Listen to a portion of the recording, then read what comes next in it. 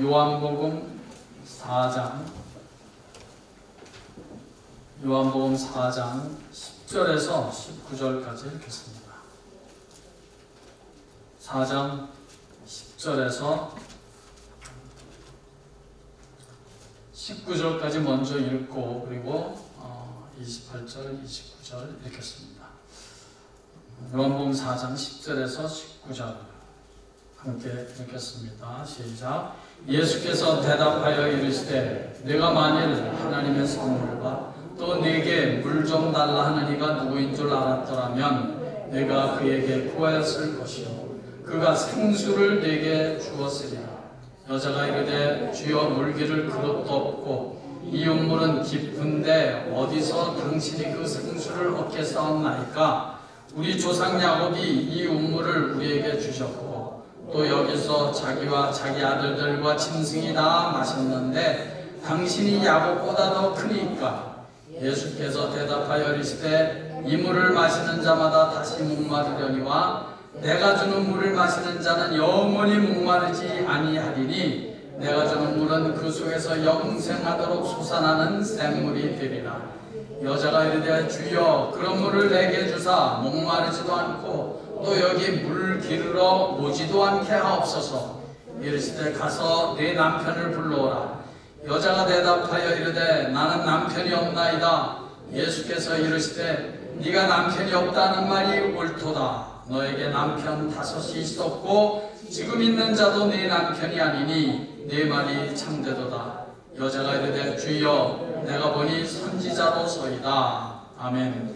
28절 29절 같이 읽겠습니다. 시작. 여자가 물동이를 버려두고 동네로 들어가서 사람에게 이르되 내가 행한 모든 일을 내게 말한 사람을 와서 보라. 이는 그리스도가 아니냐 하니. 아멘. 자리에 앉으시겠습니다. 성경을 대하는 두 가지 자세가 있습니다. 첫째는 성경을 창문으로 사용하는 것입니다. 창문을 통해서 우리가 바깥 경치를 보듯이 성경을 통해서 현실을 보고 성경을 통해서 미래를 보는 자세입니다. 예를 들어서 극심한 고난 속에서도 결코 낙심하거나 좌절하지 않고 믿음으로 끝까지 견디며 승리한 요셉의 스토리를 성경에서 만나면서 믿음으로 버티면 결국 하나님 아버지께서 승리로 결론을 내시는구나 라고 힘을 얻고 위로를 받는 것입니다. 성경을 창문과 같이 사용하는 것입니다. 두 번째로 성경을 거울로 보는 자세입니다.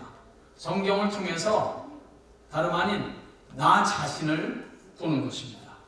오늘 본문에 나오는 사마리아 여인 하면 남자를 5명이나 갈아치운 막 사는 여인, 불륜을 밥 먹듯이 하는 여인. 그래서 나는 저런 여자와는 근본적으로 다른 사람이야 하며 자신을 다른 사람으로 스스로 구별할 수가 있는데 성경을 그런 식으로 접근하면 말입니다. 성경의 모든 한두 인물들은 전혀 나와는 상관없는 인물들, 성경이 나와 상관없는 스토리가 될 것입니다. 그러나 여러분, 성경의 모든 인물들은 그 사람들의 행위가 어떻든 일단 그 인물들을 통해서 나를 점검해 볼 줄 아는 겸손한 자세가 절대적으로 필요합니다.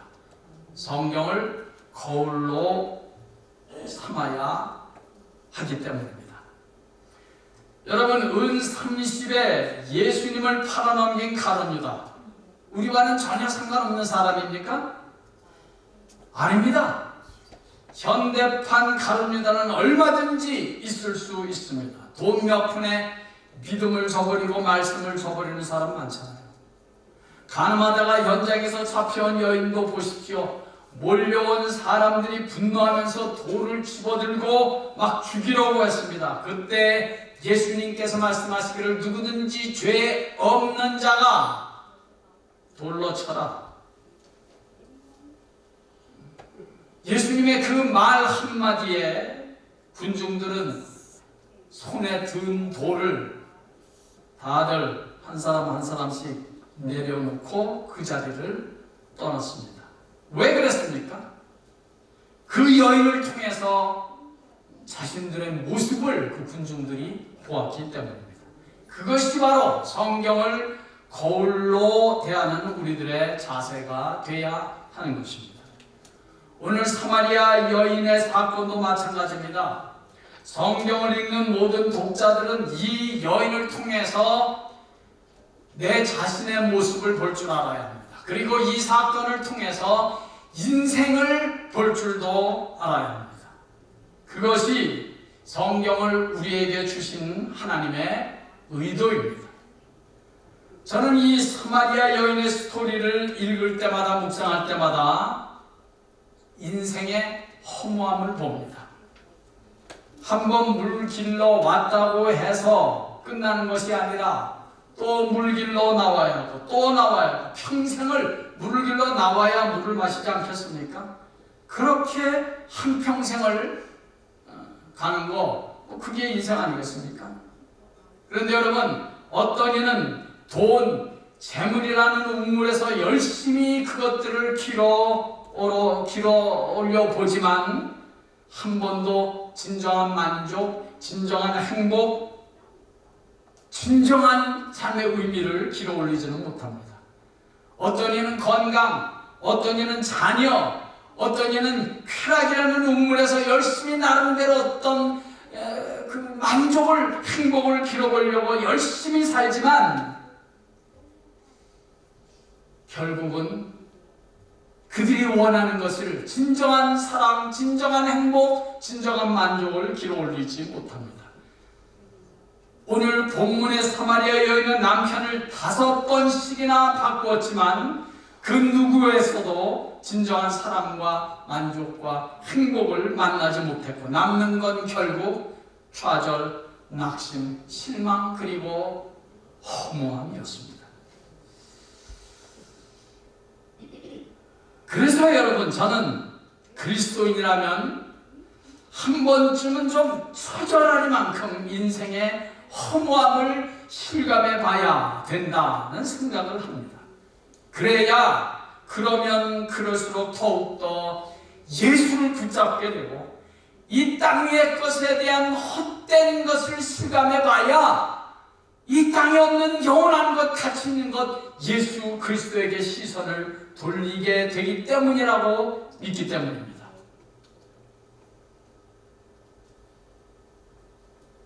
예수를 믿고 여러분 신앙생활을 한다고 하는데 이 세상 것이 막 너무너무 좋고 세상 것에 너무 많은 기대와 미련을 가지고 사는 사람은 신앙생활을 한다고 해도 감격도 흥분도 열정도 생기지 않습니다.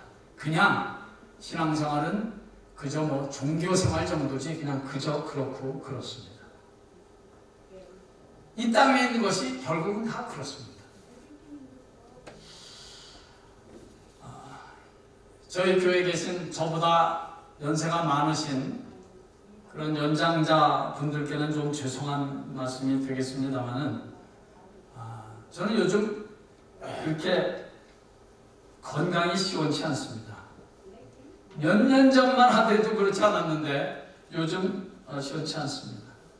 허리가 안 좋아서 제가 그렇게 좋아하던 테니스도 치지를 못합니다. 눈도 백내장이 있대요. 그래서 백내장 수술을 약속을 했습니다. 귀도 문제가 있대요. 귀도. 그래서 얼마 전에 MRI도 찍었습니다. 요즘은 많이 좋아졌습니다만 또 우리 성도님들이 이런저런 좋은 약들을 많이 주셔서 많이 좋아졌습니다만은 위산역류가 시시때때로 저를 괴롭힙니다. 그때마다 이제 목이 좋지 않은 것입니다. 기침도 하고. 몇 년 전만 하더라도 이렇게 될 줄은 전혀 몰랐습니다. 그래서 요즘 새삼 건강에 대한 회의가 오고 건강이라는 게 이렇게 믿을 게 못 되는 거구나. 여러분, 건강을 위해서 할 수 있는 일이라면 건강 관리를 잘하고 운동도 자주 하셔야 됩니다. 그러나 여러분, 건강 그거 너무 믿지 마십시오. 너무 기대도 하지 마시고 건강에 너무 자만하지도 마십시오. 건강도 언젠가는 다 나를 떠날 때가 있습니다. 떠날 때가. 결국은 믿을 건 예수님밖에 없고 남는 건 예수밖에 없고 또 남는 건 우리가 예수의 이름으로 산 내 삶이 남는 것이고 예수의 이름으로 행한 모든 일만 남게 될 것입니다. 영원한 것은 결국은 믿음이고 사랑이고 그리고 천국의 소망입니다. 인생의 본질적으로 그래서 이 인생, 이 땅 위의 것에 대한 허무함을 우리는 각오해야 합니다. 그리고 그것을 느껴야 돼요. 그래야지 믿음 생활 잘할 수 있어요. 이 세상 너무 좋으면, 너무 이 세상에 미련이 많으면 신앙생활 잘할 수 없어요. 우린 늘 그래서 떠날 준비를 해야 합니다. 40대 여자들이 오랜만에 저녁 식사 모임을 가졌답니다. 장소는 아주 멋지고 고급스러운 바다가 보이는 멋진 오션뷰 레스토랑이었습니다. 왜냐하면요, 그 레스토랑에는 웨이터가 젊고 멋있었기 때문입니다. 그리고 10년이라는 세월이 흘러서 50대가 되어서 다시 그 여자들이 모임을 가졌는데 장소는 역시 10년 전 그 오션뷰 레스토랑이었습니다. 이번에는 왜냐하면 거기 음식이 아주 맛있었기 때문이었습니다. 또 10년이라는 세월이 흘러 60대가 되어서 그 여자들은 다시 모임을 가졌는데 장소는 역시 그 오션뷰 식당이었습니다. 왜일까요? 그 식당이 아주 분위기가 조용했기 때문입니다.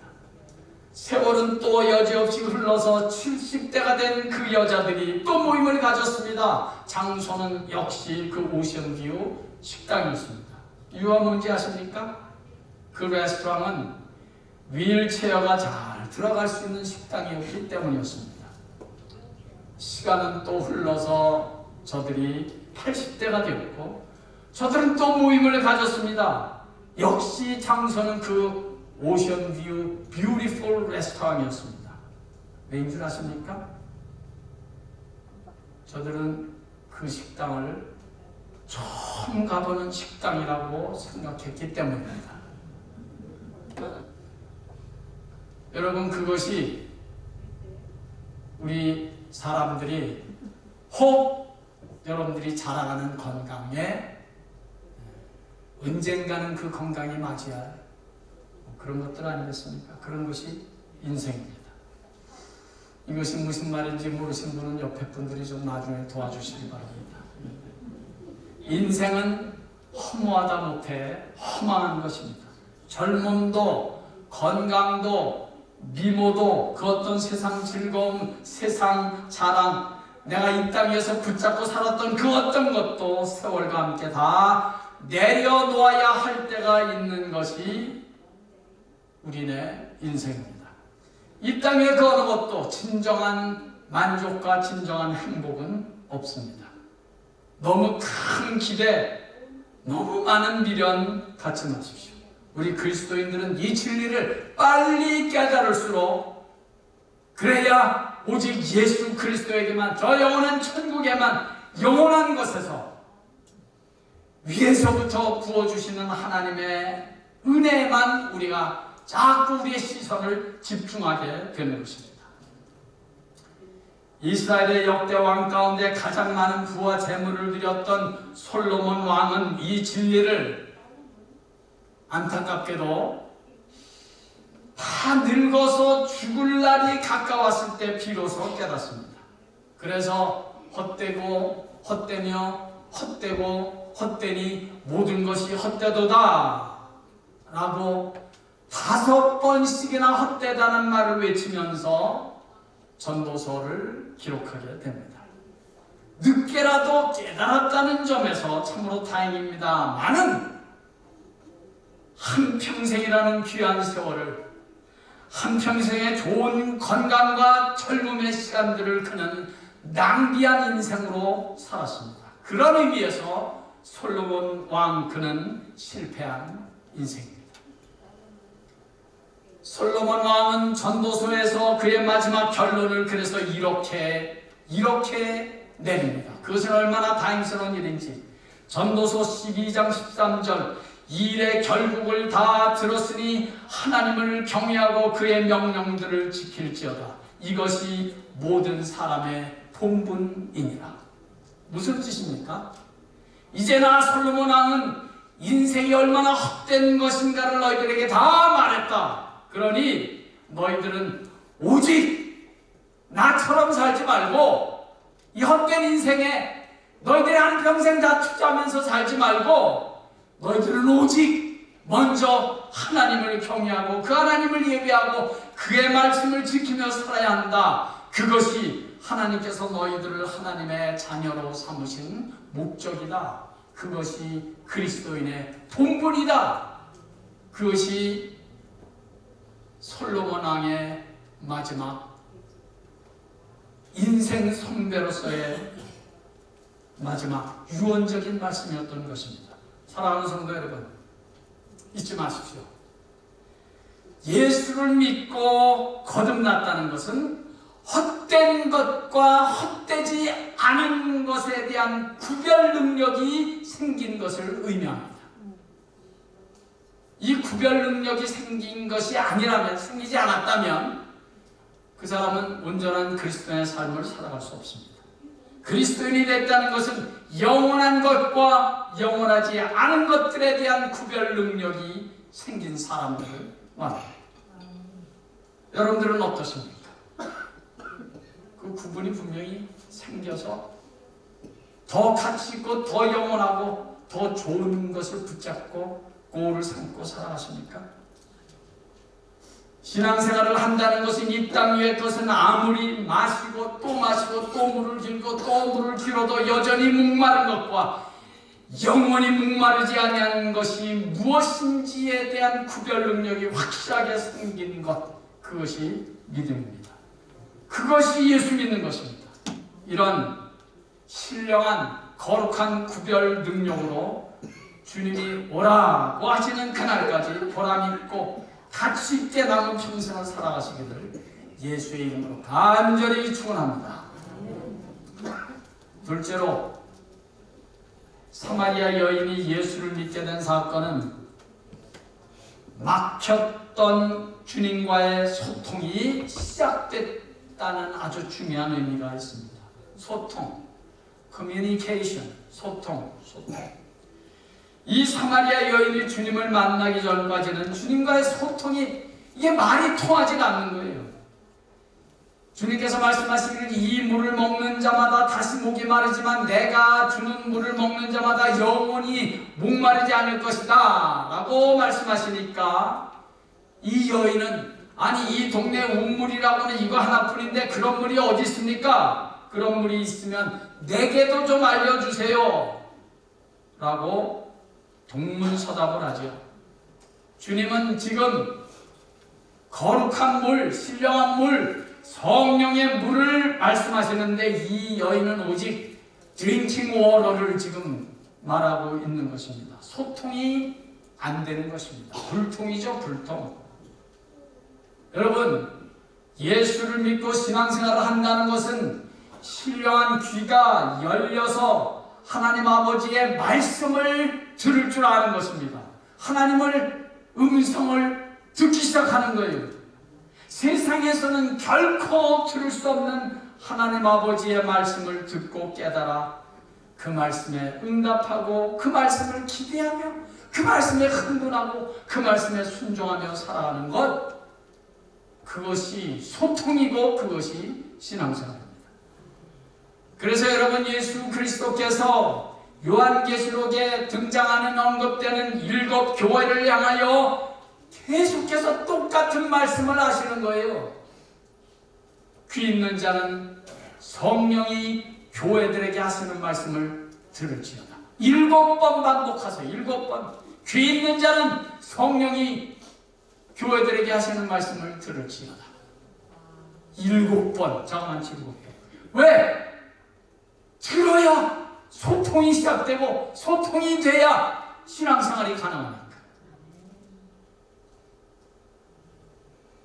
아니 세상에 귀 없는 자가 어디 있습니까? 다 귀 있지. 귀 있는 자는 들으라니. 신령한 귀, 하나님의 음성을, 하나님의 메시지를 들을 수 있는 귀를 의미하는 것이 아니겠습니까? 여러분, 성경을 읽게 되면 가장 자주 만나게 되는 대목이 하나 있죠. 하나님께서 모세에게 말씀하시기를, 하나님께서 아브라함에게 말씀하시기를, 하나님께서 야곱에게 말씀하시기를, 하나님께서 다니엘에게, 하나님께서 예레미야에게, 이사야에게 말씀하시기를, 하나님께서 베드로에게 말씀하시기를, 예수님께서 제자들에게 말씀하시기를. 이게 다 뭐죠? 소통, 커뮤니케이션. 하나님과 커뮤니케이트 한다는 말이죠. 반대로 아브라함이 여호와 하나님께 말하기를, 모세가 말하기를, 모세가 하나님께 말하기를, 아브라함이 가라사대, 베드로가 가라사대. 이게 다 뭐죠? 소통, 커뮤니케이션. 신앙생활은 마치 여러분 two traffic way예요. two traffic way. one way가 아니에요. 하나님께서 우리에게 말씀하시고 우리는 잘 듣고, 또 우리가 하나님께 하고 싶은 말을 하고 하나님께서 들으시고, 오고 가고. two traffic way. one way가 아니에요. 혼자서 뭐 다 놓고 하나님께서도 혼자서 다 말씀하시고 그게 아니에요. 너희들 생각을 내게 말하라는 거예요. 네가 원하는 것을 내게 말하라는 거예요. 내가 말하는 것에 대한 여러분 너희들의 반응이 무엇이냐 이거예요.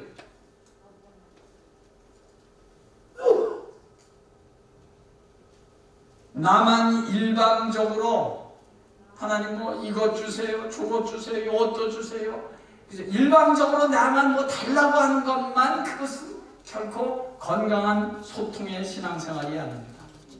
주님께서 말씀하시고 나는 잘 듣고, 주님께서 말씀하시고 이 말씀의 의미가 내게 무슨 말씀을 하신 건지 내가 또 다시 한번 잘 듣고, 때로는 우리가 주님께 간구하고 말하고 주님께서 여기에 대해서 뭐라고 내게 말씀하시나 듣고. two traffic way. 소통, 주님과의 소통. 어떻게 살아가는 여러분들이요? 여러분들의 신앙생활은 주님과의 소통이 있으십니까? 소통이 없으면 신앙생활이 사실상 불가능해요. 종교생활은 될 수 있어요. 그러나 복음을 믿고 주님 따라가는 우리 그리스도인들의 신앙생활은 소통이 없이는 그냥 종교에 지나는 것뿐입니다. 여러분, 머슬렘 있잖아요. 머슬렘이 지금 전 세계에 가장 많이 지금 숫자적으로 부흥하는 종교가 머슬렘인데, 이 머슬렘과 우리 복음, 기독교와의 다른 점이 많이 있습니다만 그 중에 가장 중요한 한 가지를 지적하라면 이것입니다. 머슬렘에는 저들이 믿는 알라신의 초월성, 알라신의 초월성은 인정하지만 그 알라신이 저들의 안에 들어와 계신다는 사실은 그들의 교리 안에 없습니다. 알라신 같은 그렇게 크고 위대한 신이 어떻게 감히 이 죄 많은 인간들 안에 거하냐는 거예요. 그것이 저들의 교리예요. 그러나 복음은 아닙니다. 절대로 아니죠.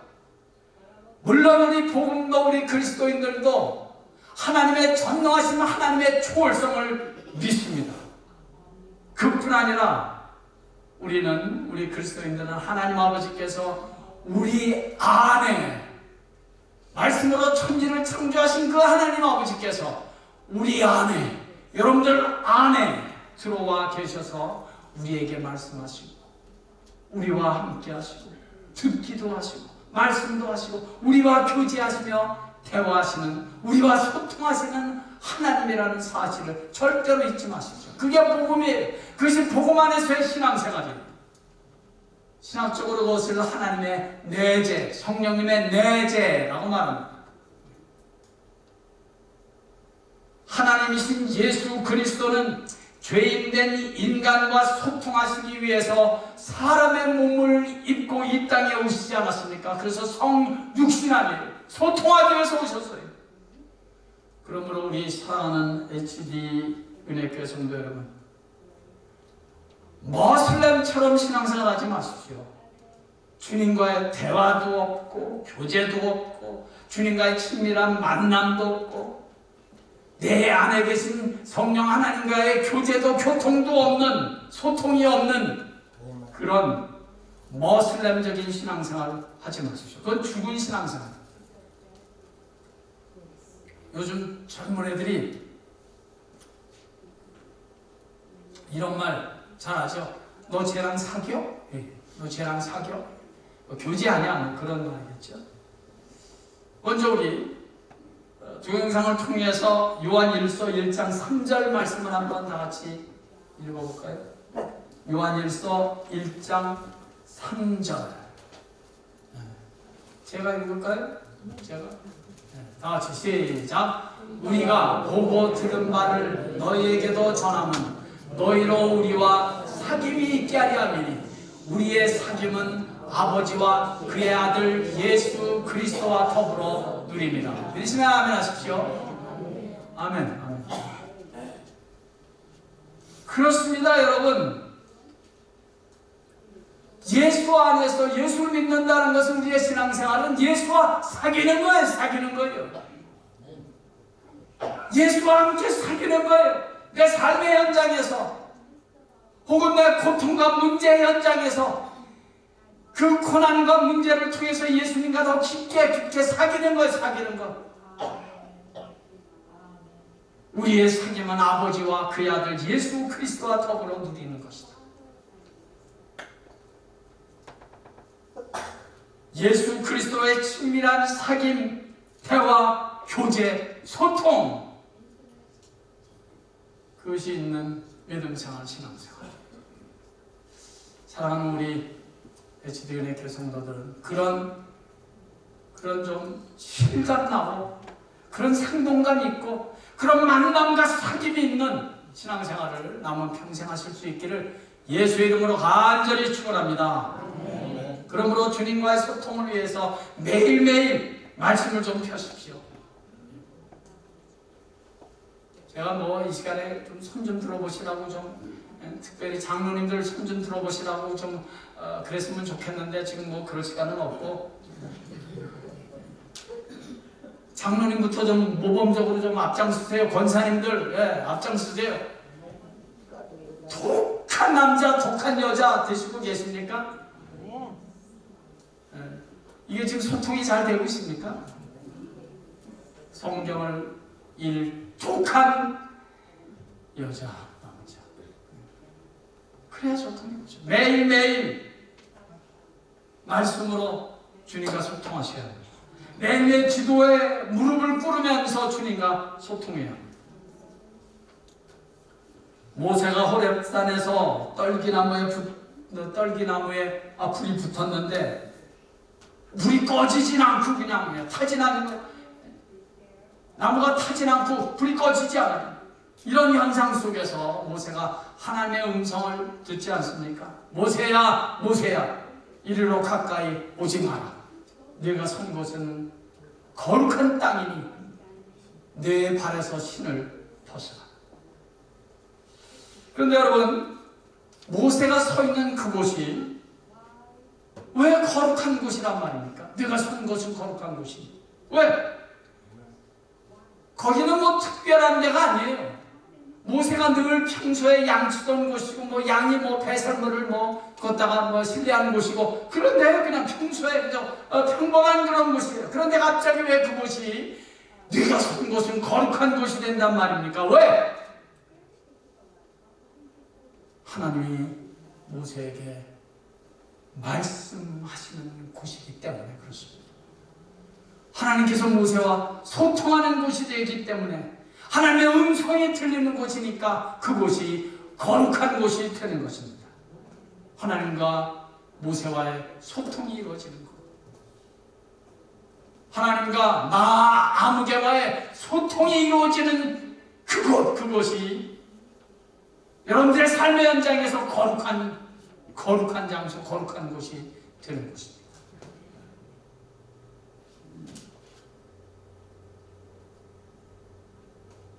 운전을 하다가 갑자기 하나님의 말씀이 생각이 나고, 그래서 갑자기 그 하나님 그 말씀이 힘을 얻어서 갑자기 찬양을 하고 하나님의 은혜에 감격하는 그 자리가 있다면, 그 바로 운전대를 잡은 그 자리가 거룩한 곳이 되는 것입니다.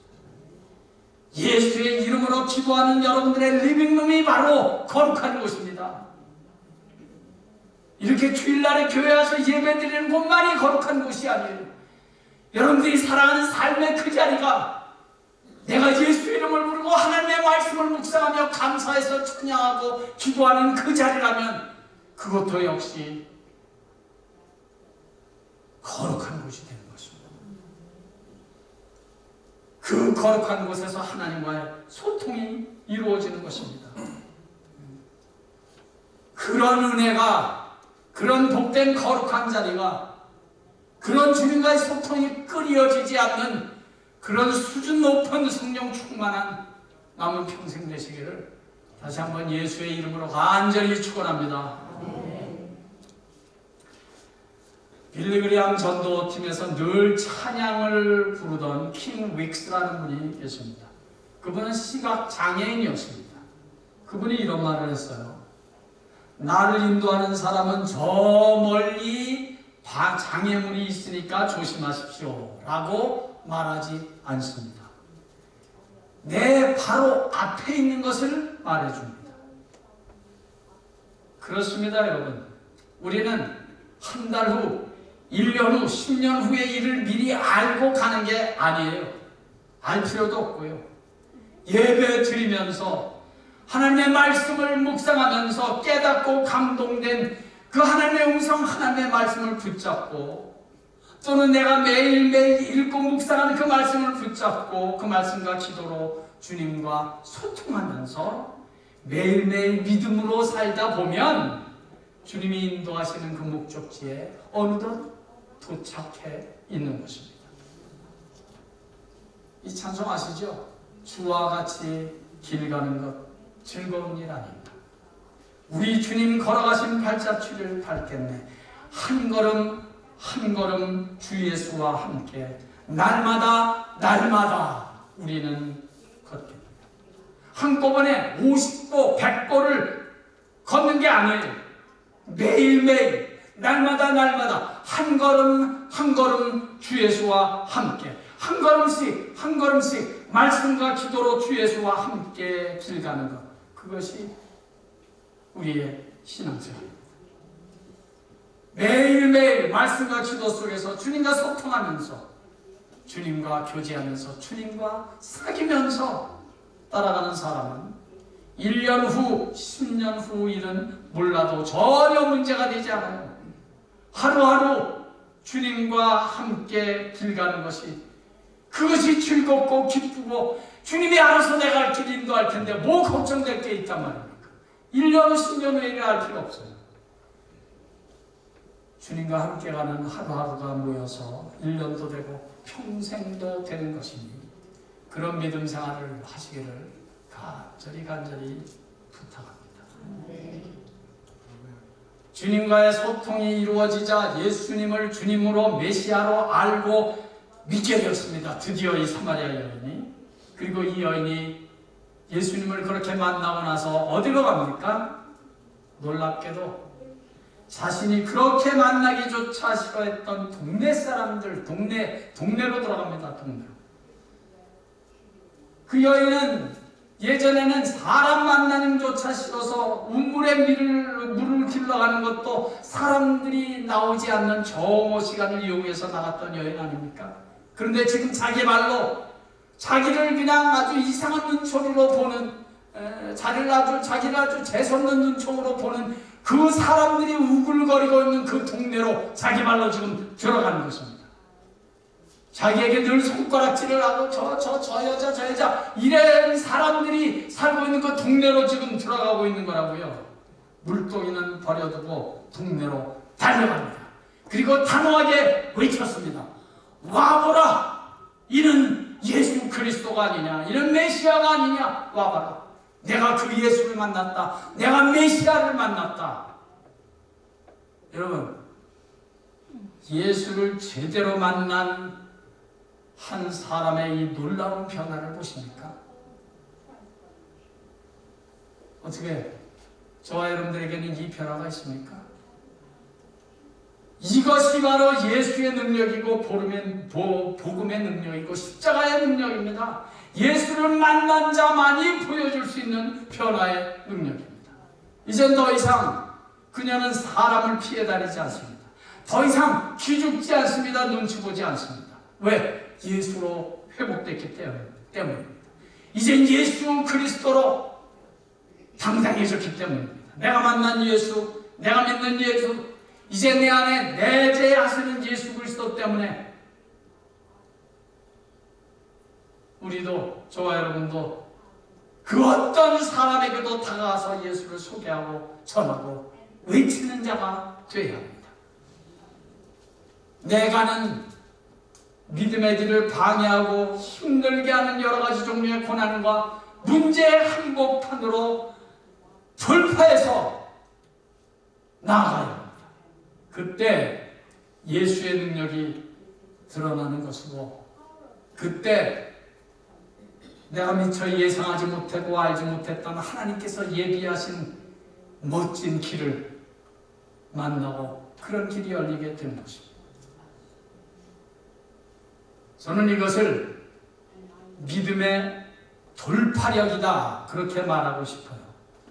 다 같이 한번 따라해 볼까요? 믿음의 돌파력. 식사 이제 좀 있으면 할 거거든요. 믿음의 돌파력. 믿음의 돌파력. Breaking force. 믿음의 돌파력. 믿음은 돌파력이 있어야 돼요. 그 어떤 고난의 장벽도 뚫고 가는 돌파력. 예수를 만난 것이 사실이라면 그 어떤 인간관계의 벽도, 그 어떤 현실의 벽도, 고난의 벽도 뚫고 나가는 힘이 믿음의 돌파력에는 있습니다. 예수 믿는 믿음은 단순한 철학이나 사상이 아닙니다. 좋은 생각, 착한 사람이 되는 것, 그 정도가 아니에요. 세상을 이기는 힘이에요. 내가는 믿음의 길을 막고 서 있는 그 어떤 벽도 뚫고 나가는 능력이 믿음의 돌파력입니다.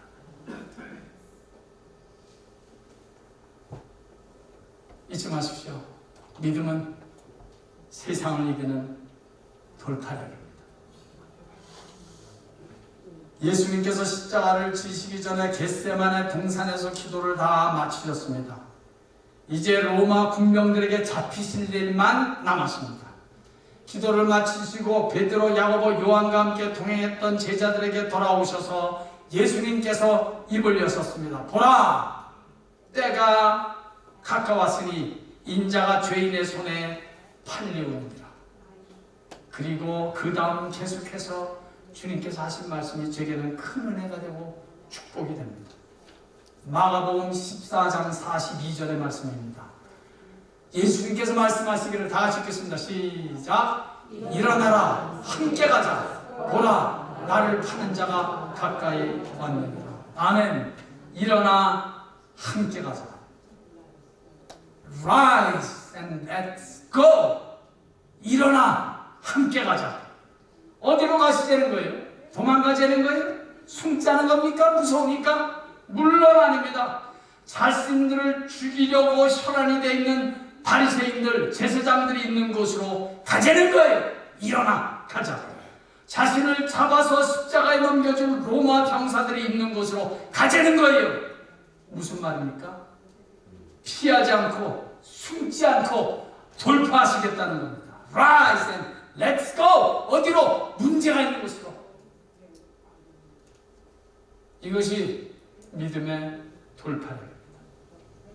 성도 여러분들이요, 잊지 마십시오. 허무하다 못해 허망한 이 세상에서 결코 허무하지 않은 것을 붙잡고 힘차게 하나님의 능력을 행사하며 사는 길은 믿음의 돌파력뿐입니다.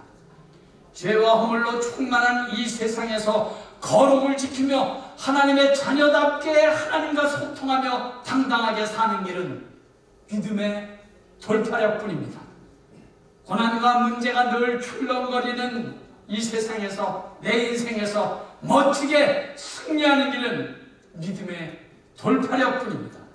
사랑하는 성도 여러분, 남은 평생 이 믿음의 돌파력으로 인생의 허무함도 이기고, 죄도 이기고, 유혹도 이기고, 고난도 이기고, 내 옛사람도 이기고 당당하게 승리하시는 우리 모두 되시기를 예수의 이름으로 간절히 축원합니다. 아버지 하나님, 저희들에게 좀 더 큰 믿음, 좀 더 확실한 믿음 주시옵소서. 그래서 믿음의 돌파력으로 멋지게 세상을 이기고, 죄를 이기고, 나를 이기고, 고난도 이기고, 그 어떤 유혹도 마귀의 방해도 다 이기고 승리하는 남은 평생이 되게 해 주시옵소서. 예수님의 귀하신 이름으로 기도합니다. 아멘.